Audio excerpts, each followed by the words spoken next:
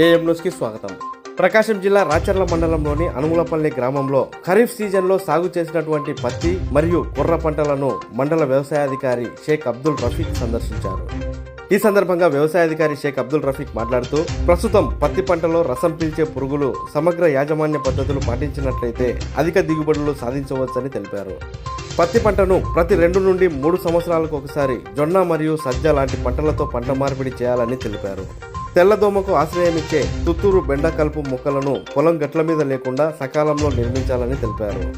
రసం పీల్చే పురుగుల నివారణకు ముందుగా 5% వేప గింజల కషాయం లేదా వేప నూనె 5 మిల్లీలీటర్లు నీటికి కలిపి 10 రోజులకు ఒకసారి పిచికారీ చేయవలనని తెలిపారు.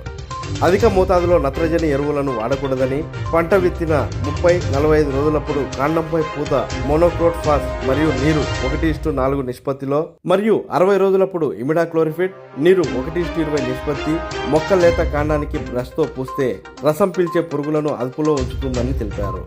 పసుపు రంగు జిగురు అట్టలు ఎకరానికి 20 చొప్పున పొలంలో అమర్చడం వల్ల తెల్లదోమను ఆకర్షించడం ద్వారా నివారించవచ్చని తెలిపారు. అదేవిధంగా నీలి రంగు జిగురు అట్టలు ఎకరానికి 20 చొప్పున పొలంలో అమర్చడం వలన తామర పురుగుల ఉధృతిని నివారించవచ్చని తెలిపారు. మందులు పిచికారీ చేసేటప్పుడు 1 లీటర్ మందు నీటికి 0.5 గ్రాములు డిటర్జెంట్ సర్పు కలిపి వాడాలని తెలిపారు.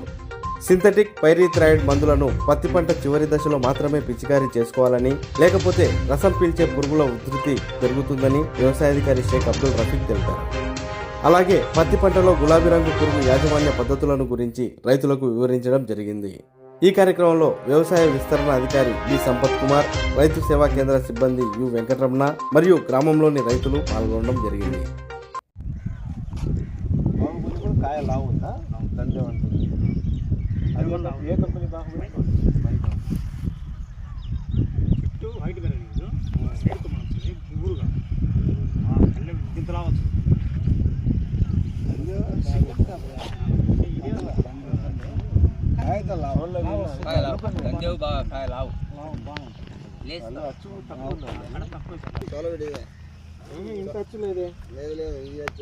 మొత్తం కలిసిపోయింది.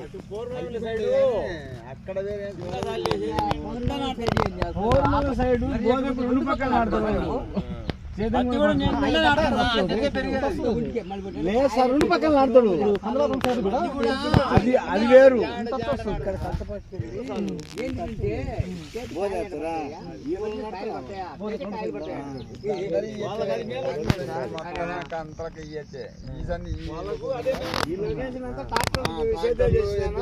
నా పేరు షేక్ అబ్దుల్ రఫీక్.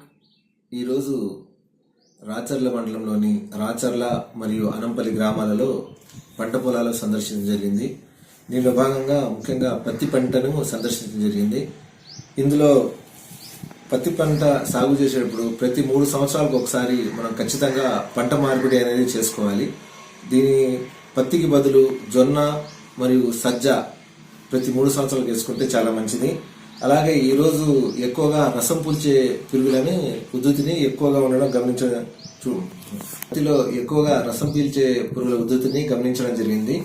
దీని నివారణకు గాను ముందుగా తెల్లదోమ ఎక్కువగా ఆశ్రయం ఇచ్చే తుత్తూరు బెండ కలుపు మొక్కలని గట్లంబడి లేకుండా తీసివేయాలి.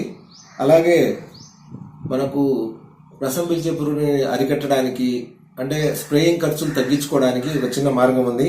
దానికి పంట విత్తిన 30, 45, 60 రోజులకి కాండం పూతే పద్ధతిని చేస్తే చాలా వరకు రసం పీల్చే పురుగులని ఉధృతి తగ్గించవచ్చు. దీనికి గాను మోనోక్రోటోఫాస్ 1:4 నిష్పత్తి లేదా ఇమిడాక్లోప్రైడ్ 1:20 నిష్పత్తి నీరును కలిపి కాండంలో పూత పూస్తే చాలా వరకు రసం పీల్చే పురుగుని అరికట్టవచ్చు. 20 చొప్పున ఎకరాకి 20 చొప్పున నీలి మరియు పసుపు రంగు జిగురు అట్టలను పూసుకుంటే దానికి రసం పీల్చే పురుగు ఆకర్షితమై వాటికి అతుక్కొని చనిపోవడం జరుగుతుంది. ఇలా కూడా మనము రసం పీల్చే పురుగులని అరికట్టుకోవచ్చు.